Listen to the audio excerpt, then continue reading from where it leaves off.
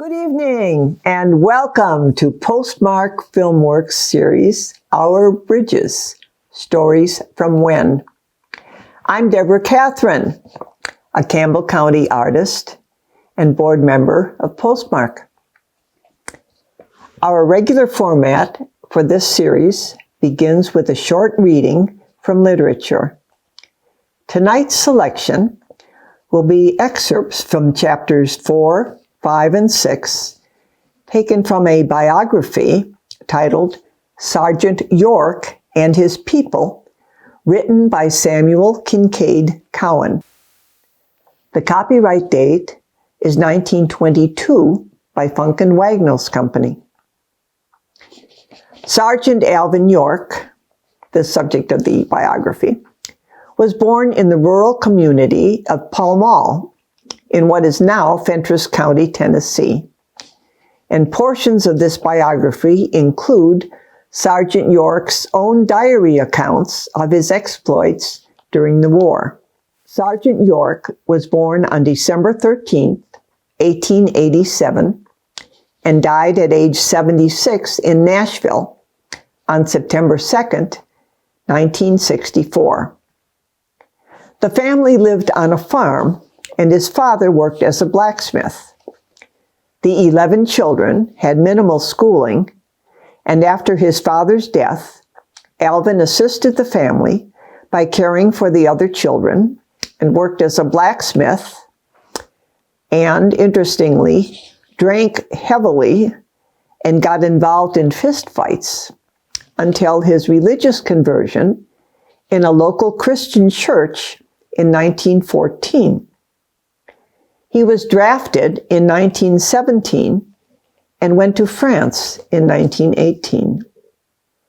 Sergeant York was one of the most recognized and valiant war heroes of World War I and received numerous honors, including the Congressional Medal of Honor. Let us begin. Alvin was born in a one-room cabin on December 13, 1887. There were 11 children in all. He lived in touch with nature and could call the birds by their names, knew the trees by their leaves, and was familiar with the haunts of the rabbit, the turtle, and the squirrel. There was one part of the routine of the week at Pall Mall that has interested Alvin York from early boyhood. It was the shooting matches, held on Saturday on the mountainside. All mountaineers grew up with a rifle in their hands and knew how to use it. Alvin, with the mountainsides at his playground, grew sturdy and resolute. He had been put to work by his father when first old enough to hold a hoe, to help about the house, pack water, and bring in wood. All of this wrapped hard muscles over a body that was unusually large for his age. His companions began to call him the Big 'Un. A visitor from the city once asked Mrs. York if she did her own work. "Sure enough," the little lady said, "in part of other people's, we had to raise so many children and keep them right is a great big job." A number of years went by in the period of Alvin's boyhood when no school was held that he could attend. The school term was only for 3 months, beginning early in July. The progress which Alvin York was able to make in all the years of his school life would be about equal to the completion of the 3rd grade of a public school. He was not sufficiently advanced to become interested in reading and self-instruction before he was called to the Army. The need of an education had not come home to him.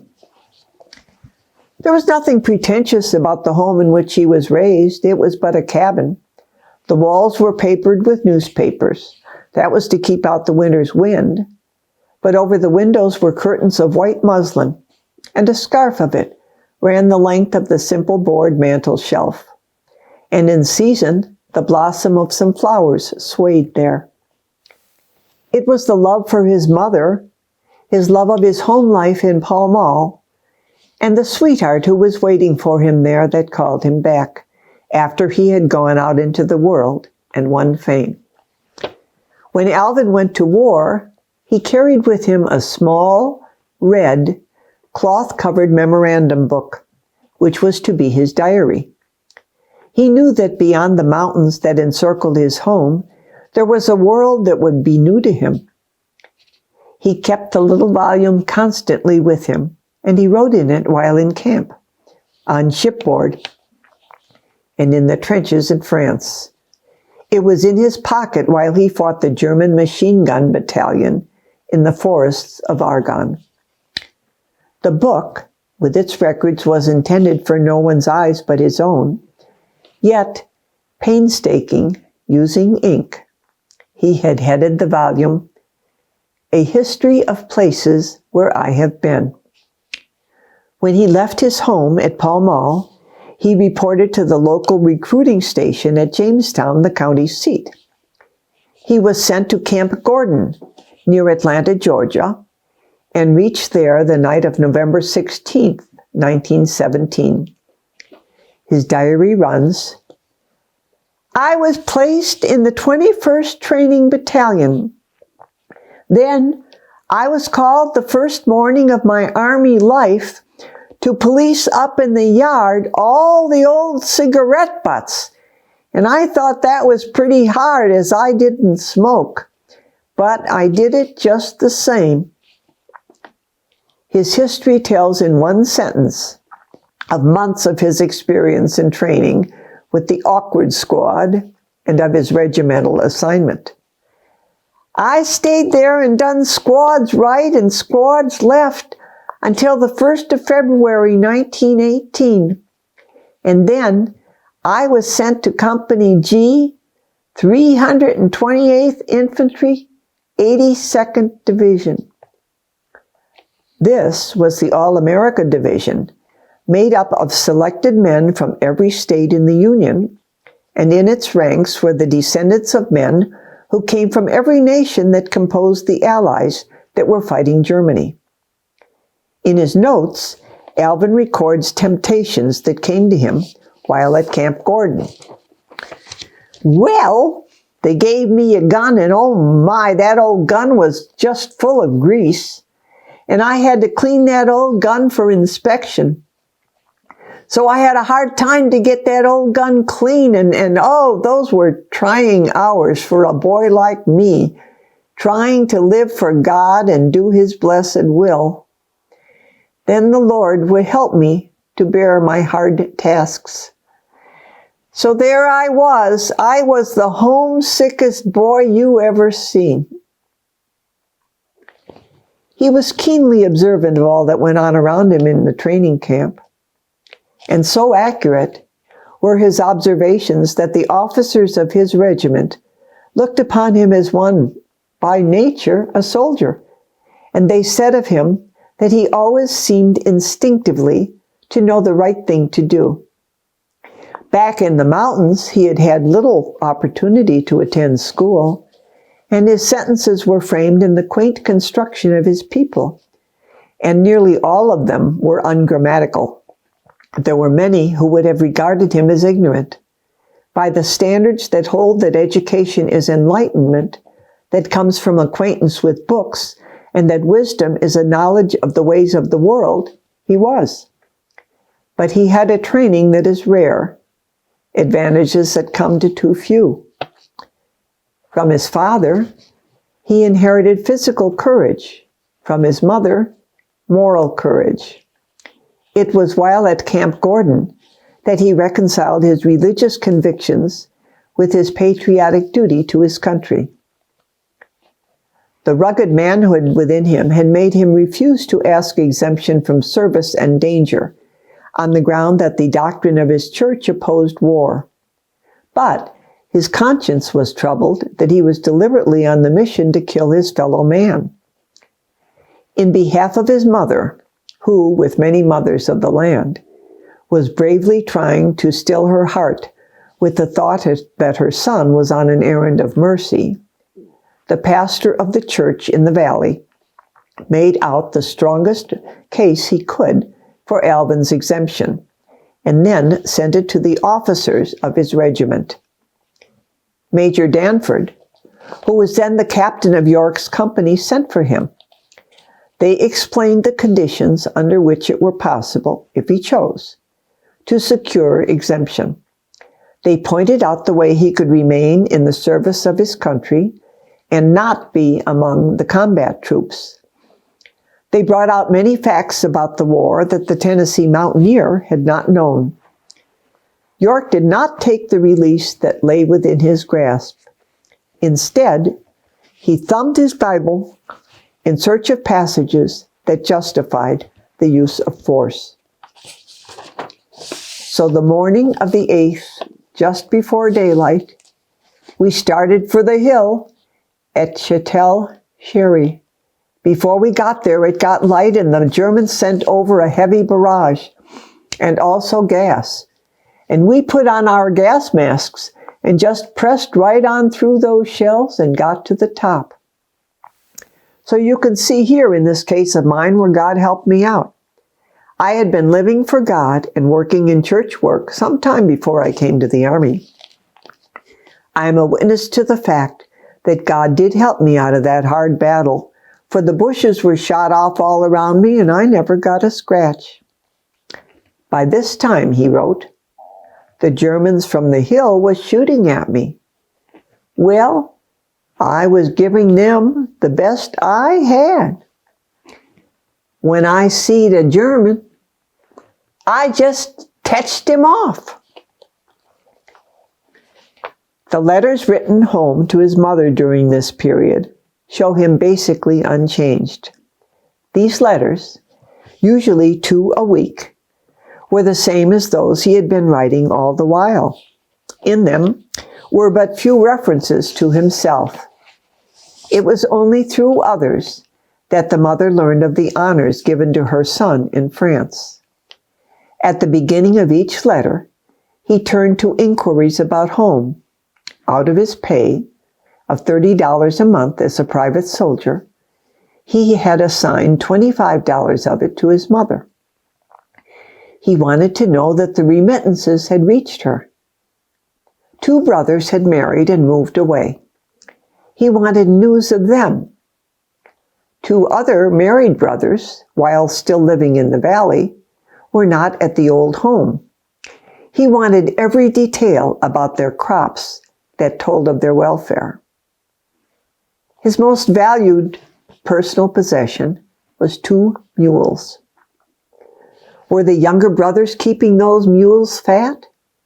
Were Lily and Lucy, his little sisters, still helping her with the hard work? Of course they were. And in every letter, there was an inquiry about the sweetheart he had left behind. America was ready for Sergeant York when among the returning soldiers his troop ship touched port, the harbor of New York, in May 1919. In New York and Washington, there were receptions and banquets in his honor. There were ovations for him at the railroad stations along his way to Fort Oglethorpe, near Chattanooga, Tennessee, where he was mustered out of service. And in the midst of all these mental distracting demonstrations, Alvin York was put to the test. He was offered a contract that guaranteed him $75,000 to appear in a moving picture play that would tell the story of his mountain life. There was another proposition of $50,000. There were offers that ranged up to $1,000 a week and totaled many thousands. On these, his decision was reached on the instant they were offered.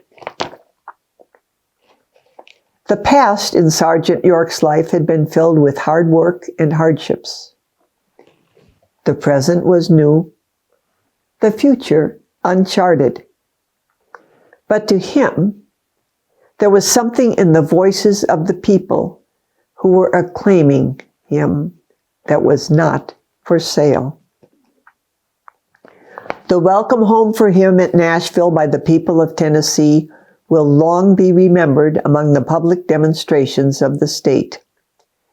Tennessee has always been proud of the fact that the conduct of her sons in those times, when the nation went to war, had entitled her to the name of the Volunteer State.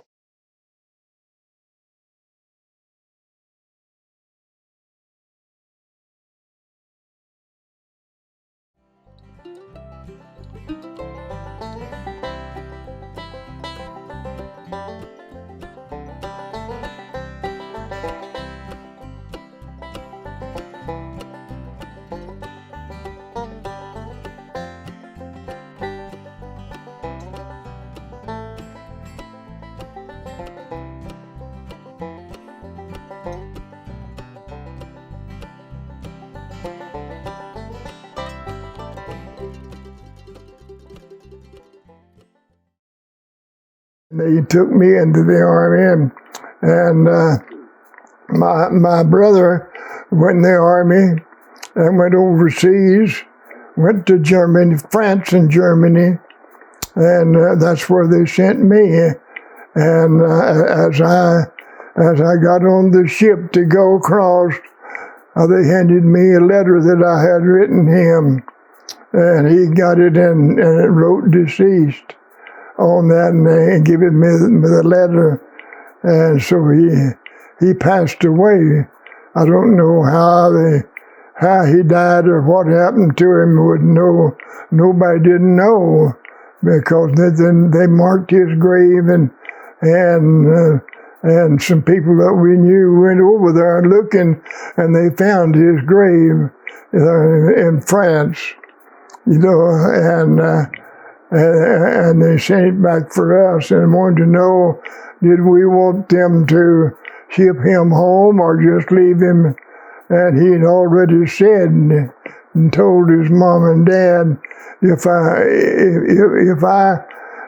I happen to get killed and die over there, don't take time to ship me back. Just bury me with the rest of them. And that's what they done. So I went right in the Har, France, and into the country, and began to advance in the Army and go against the Germans there, and so it wasn't very long till I was on the front lines, and bullets are going in every direction, and shells are popping here and there, and machine guns and everything. With no safe place to go. And of course, me being raised in the mountains, I knew how to do it in the hills and mountains, and I done the best I could, and I escaped, and didn't have the only thing that happened to me was my feet froze because they took away my leather boots and give me those snow packs with rubber up to your ankles, and then some kind of material from there on up. And if you had to walk a lot, we had to walk sometimes all day long, and sometimes just hours. When your feet would get sweaty, and then you had to stay certain places for so long, then your feet would sweat. Your sweating would get cold, and my feet froze on that. I remember going in them mountains and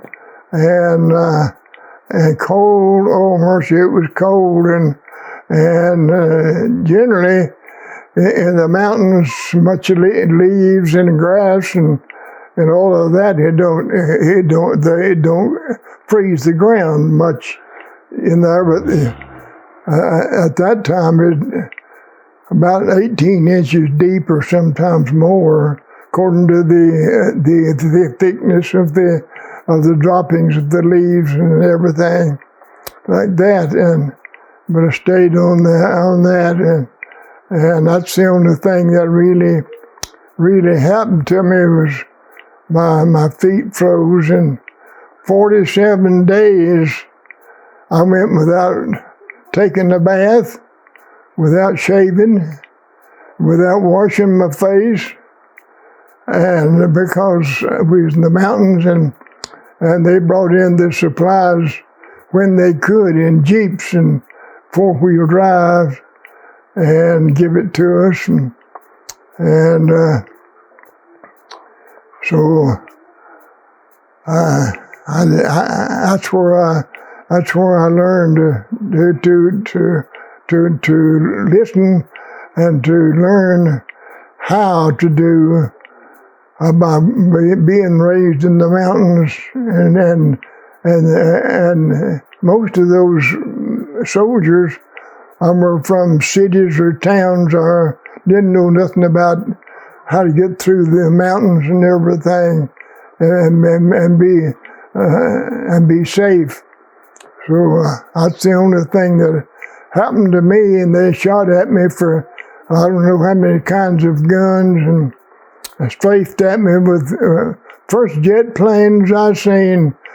I was one strafing us in the hills they'd found where we was at, and I was way down from the our main company down on a ridge, and you could see a long ways that way and every way, and there was a phone in there, and to talk, you could talk back and forth to the headquarters of our soldiers there, and all of a sudden I heard something like that, and it just struck me, and right from me about 2 steps away was a small cleft, but it went that way, then back under there, and I made 2 steps and fell underneath that, and as I went down on that, the machine gun bullet hit that rock where I just come on there, and that rock was on the thing that saved my life. Of course, the Lord was in turn.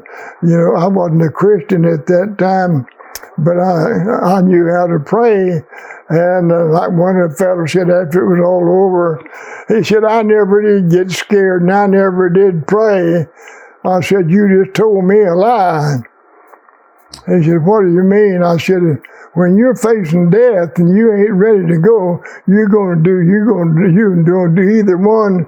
You're going to cry and you're going to pray and you're going to want God to help you. And he said, yeah, you're right.